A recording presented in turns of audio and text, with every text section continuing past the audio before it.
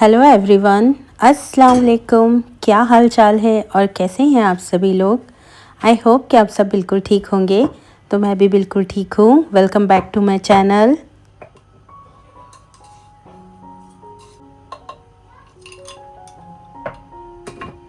तो आज के व्लॉग में मैं आप लोगों से मेरी फुल डे रूटीन शेयर करने वाली हूँ। और ये जो व्लॉग है ये 2 दिन का व्लॉग है। इंडिया से आने के बाद मैंने जो शूट किया था वो सब मैंने सोचा है कि आप लोगों से मैं शेयर कर लूँ। तो इवनिंग से मैं अपना व्लॉग स्टार्ट कर रही हूँ। सबसे पहले मैं आ गई थी किचन में अपने लिए और हस्बैंड के लिए चाय बनाने।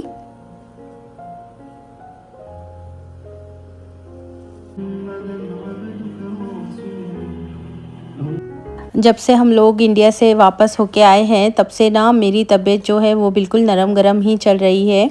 कभी कोल्ड कफ़ हो जाता है, कभी बैक पेन इशू होता है, तो कुछ ना कुछ चलते ही रहता है। और वापस आने के बाद से जो काम है मेरे वो तो ख़त्म ही नहीं हो रहे। इतने कपड़े मैं धो रही हूँ, मैं क्या बताऊँ। और उतने कपड़े फ़ोल्ड करके रखना और पूरा घर को बराबर से रखना, ये सारी एक बहुत बड़ी ज़िम्मेदारी होती है। उस वजह से मैं काफ़ी ज़्यादा लेज़ी हो गई थी, जो कि मैं जल्दी जल्दी व्लॉग भी नहीं अपलोड कर पा रही थी। तो बस यहाँ पर मैंने अपने लिए, हस्बैंड के लिए गर्मा गर्म चाय बना ली। और साथ में ये जो है नमक पारे, ये इतने टेस्टी होते हैं। इसे मैंने नेस्टो से लिया था।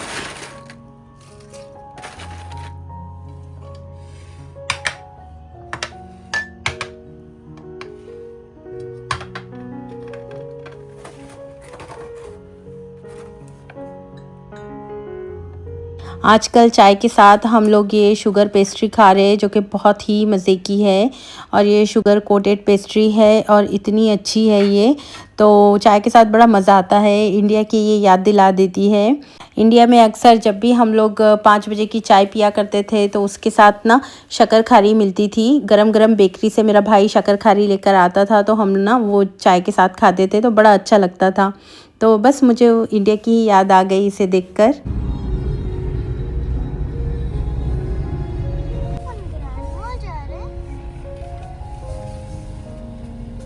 और शाम के टाइम हम लोग आ गए थे ग्रैंड मॉल। यहाँ से हमें कुछ शॉपिंग करनी थी, तो हम लोग आ गए थे हाइपर मैक्स। इंडिया से आने के बाद तो कुछ चीज़ें लेनी ही पड़ती है, जैसे कि तेल, आटा, चावल। ये सारी चीज़ें तो मैं ख़त्म करके ही जाती हूँ। तो बस जो जो चीज़ ज़रूरत की थी, तो हमने सोचा है कि चलो आज जाकर शॉपिंग कर लेते हैं।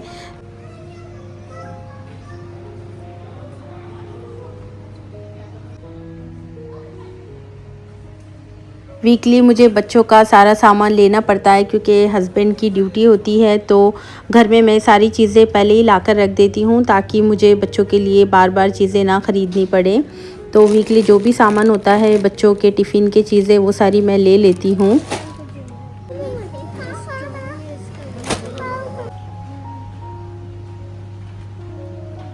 आजकल डोनेट जो है वो मेरे बच्चों का काफ़ी फेवरेट हुआ है। तो मैं यहाँ बेकिंग के सेक्शन में आई थी। मुझे डोनेट कटर चाहिए था, तो मैं ढूंढ रही थी और मुझे ना डोनेट कटर मिला ही नहीं। पर यहाँ पर मुझे बहुत ही प्यारे प्यारे से चाय के मग दिख गए थे, तो मैंने सोचा है कि एक मग मैं ले लेती हूँ। और एक मग तो सेम मेरे डिनर सेट के से मैच था, तो मैंने सोचा है कि वो मैं ले लूँ। और ये वाला मग भी बहुत प्यारा है। अगर आपको इस तरह के मग पसंद है तो आप हाइपर मैक्स आकर यहाँ से ले सकते हैं। बहुत ही प्यारे प्यारे चाय के मग हैं यहाँ पर।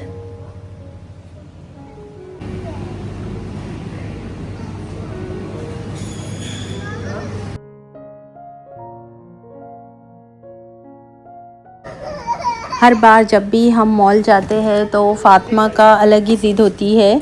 अपने पसंद का टॉय वो ढूंढ के बराबर लेकर आ जाती है और ज़िद करती है कि ये मुझे चाहिए। तो छोटे बच्चे अक्सर इस तरह की हरकत करते हैं, और जब उन्हें उनकी पसंद की चीज़ मिल जाती है तो उन्हें उनका खुशी का कोई ठिकाना ही नहीं होता। और यहाँ से मैंने अपनी जो वीकली ग्रोसरी थी वो कर ली।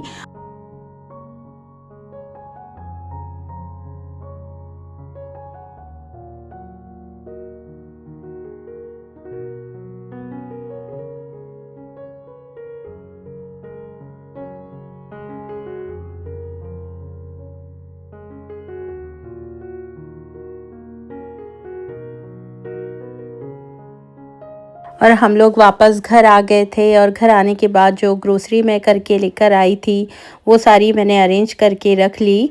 और उसके बाद मैंने सोचा है कि कोल्ड कफ़ के लिए मैं एक होम रेमेडीज़ घर में बनाकर रखूं।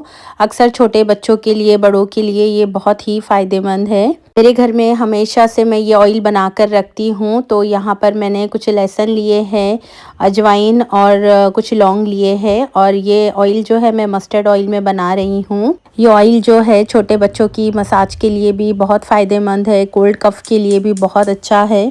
जब फातिमा छोटी थी ना तभी से मैं ये ऑयल बना कर रखती हूँ, बच्चों के लिए बहुत ही ये फ़ायदा करता है। तो सबसे पहले एक पैन में मैंने मस्टर्ड ऑयल लिया है।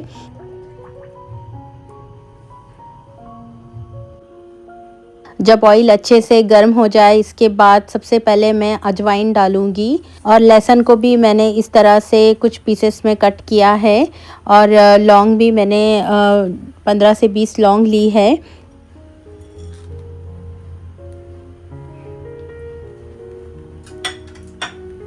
एक एक करके सारी चीज़ें हमें ऑयल में डालनी हैं और इसे अच्छे से पकाना है जब तक कि इसका कलर चेंज नहीं हो जाता। और जब मैं ये ऑयल बना रही थी ना, मुझे पता ही नहीं था कि इतना इसके ऊपर बबल्स आ गए थे। ये जो पॉट मैंने लिया था वो छोटा हो गया था। इसके बाद मैंने इसे दूसरे पॉट में ट्रांसफ़र कर दिया, और आप देख सकते हैं जो ऑयल है उसका कलर भी चेंज हो गया है और लहसुन का कलर जो है वो भी चेंज हो गया है। हमें ऑयल को इतना पकाना है जब तक अजवाइन का जो कलर है वो एकदम ब्लैक नहीं हो जाता। और देखिए सारी चीज़ अच्छे से ब्लैक हो गई थी, इसका मतलब कि हमारा जो ऑयल है ये एकदम अच्छे से बन के रेडी हो गया है।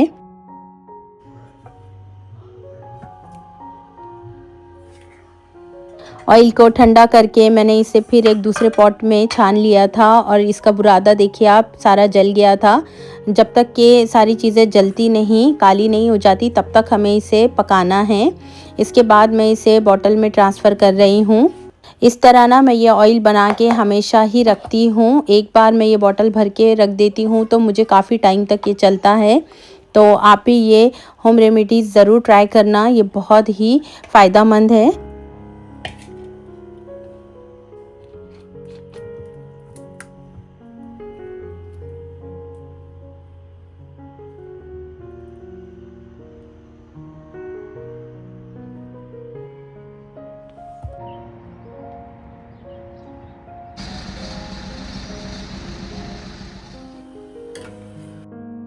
और ये नेक्स्ट डे का क्लिप है। यहाँ मैं मरियम के लिए दूध बॉईल कर रही हूँ क्योंकि मरियम को जाना था स्कूल। बच्चों के विंटर वैकेशन जो है वो ख़त्म हो गए थे और फिर से बच्चों की जो डेली रूटीन है वो स्टार्ट हो गई थी।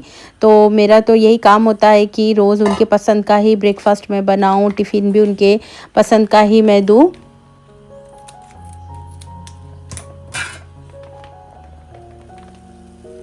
ब्रेकफास्ट में मैं बना रही थी इडली सांभर। तो मैंने सोचा है कि चलो इडली सांभर की रेसिपी भी मैं आज आप लोगों से शेयर कर दूं। अक्सर इडली बनाने के लिए मैं एवरेस्ट का जो रेडीमेड बैटर होता है इडली का वही यूज़ करती हूँ। एक पैकेट में आसानी से हमारा ब्रेकफास्ट हो जाता है। और घर पे ना इडली बनाना इतना आसान है। इडली का सांचा जो है मेरा, ये मैं इंडिया से लेकर आई थी। पहले ना मैंने पानी को थोड़ा सा गर्म होने के लिए रख दिया था। उसके बाद मैंने ऑयल लगाकर इस पे जो इडली का बैटर था वो डाल दिया, और देखिए 10-15 मिनट में झटपट से इडली बनके बिल्कुल रेडी हो गई है।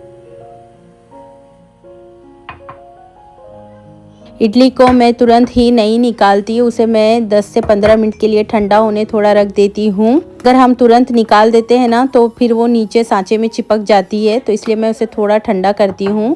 तब तक के लिए मैं यहाँ पर सांभर की तैयारी कर रही थी। तो सांभर मैं किस तरह बनाती हूँ मैंने काफ़ी दफ़ा आप लोगों से शेयर किया है। हर किसी का सांभर बनाने का अपना अपना मेथड होता है, पर मैं जिस तरह बना रही हूँ वो मैं आप लोगों से आज शेयर कर रही हूँ। तो 3 मैंने यहाँ पर दालें ली हैं, मूंग दाल, मसूर दाल और तुअर दाल। कुछ लोग तो सांभर सिर्फ तूर दाल से बनाते हैं, कुछ लोग मसूर दाल से बनाते हैं। तो तीनों दाल को मैंने 1 कप भर के लिया है। और एक साइड में देखिए इडली भी बहुत अच्छे से ठंडी हो गई थी।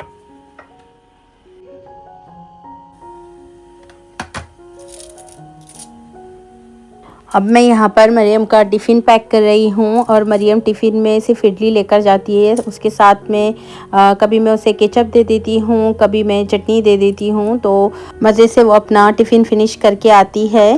सांभर मरियम को इतना पसंद नहीं है, तो सांभर मैं और हस्बैंड ही खाते हैं। मरियम और फातिमा सिर्फ इस तरह केचप के साथ या चटनी के साथ ही इडली खाते हैं। मरियम के स्कूल जाने के बाद मैं आ गई थी किचन में और जो दाल मैंने ली थी उसे मैंने वॉश करके कुकर में डाल दिया। इसमें हम 5 से 6 हरी मिर्च, 1 टमाटर, थोड़ी सी प्याज और सब्ज़ धनिया डालेंगे और 1 टीस्पून भर के मैंने इसमें अदरक लहसुन का पेस्ट ऐड किया है। थोड़ा सा मैं इसमें नमक डालूंगी। कुछ स्पाइसेस हम इसमें ऐड करेंगे, तो 1 टीस्पून भर के मैंने इसमें लाल मिर्च पाउडर ऐड किया है, 1 टीस्पून मैंने इसमें हल्दी पाउडर ऐड किया है, 2 से टीस्पून भर के मैं यहाँ पर सांभर मसाला ऐड कर रही हूँ। तो ये रेडीमेड सांभर मसाला है और ये ईस्टर्न का सांभर मसाला है, काफ़ी मज़े का होता है ये। इसे डालकर मैं अच्छे से मिक्स कर दूंगी और कुकर का लीड लगाकर मैं इसे रख दूंगी। तो 2-3 विज़ल में बहुत अच्छे से दालें गल जाती है और सांभर बन के रेडी होता है। आप चाहे तो इसमें वेजिटेबल्स भी ऐड कर सकते हो, पर मुझे वेजिटेबल्स इतनी पसंद नहीं है तो मैं नहीं डालती हूँ। अक्सर लोग इसमें बहुत सारी वेजिटेबल्स डालते हैं, गाजर, भिंडी और जो बड़ी फली आती है वो सारी डाल के बनाते हैं, पर मुझे इस तरह का ही सांभर अच्छा लगता है।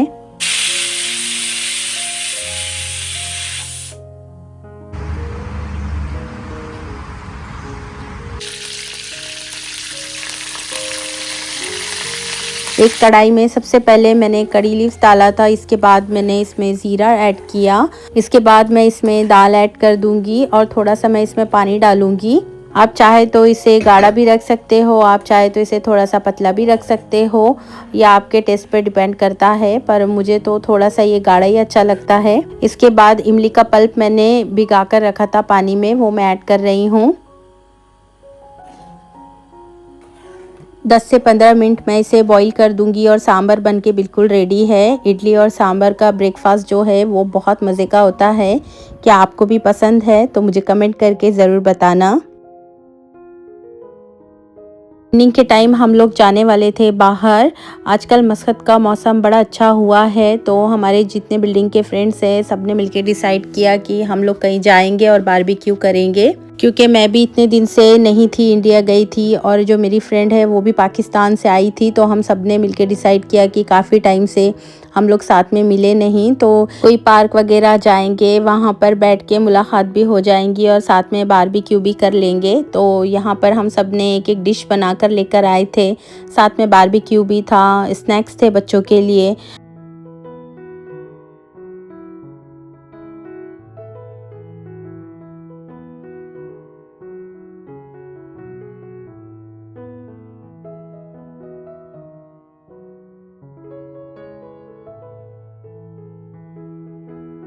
आजकल मौसम तो इतना अच्छा हुआ है, ठंडी थी और ठंडी में तो बारबेक्यू का मज़ा ही कुछ और होता है। बच्चों के लिए हम लोगों ने टेंट वगैरह लगा दिए थे और बच्चे तो इतना एंजॉय कर रहे थे। काफ़ी टाइम के बाद सब मिले थे तो काफ़ी खुश भी थे बच्चे। इस तरह की आउटिंग भी ज़रूरी होती है, बच्चे काफ़ी फ्रेश हो जाते हैं। उसके बाद तो हम लोग पूरा वीक डेली रूटीन में ही बिज़ी रहते हैं अपने।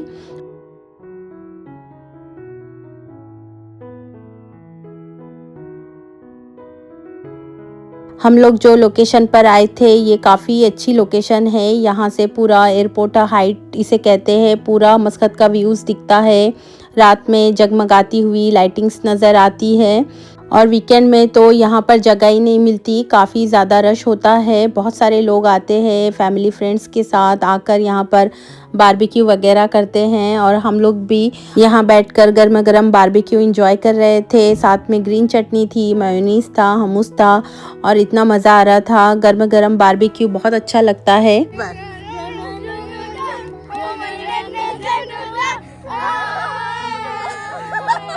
तो फ्रेंड्स, ये थी मेरी आज की वीडियो। आई होप कि आपको मेरा ये वीडियो अच्छा लगा हो। इंशाल्लाह नेक्स्ट वीडियो में फिर मिलेंगे, तब तक के लिए अल्लाह हाफिज़।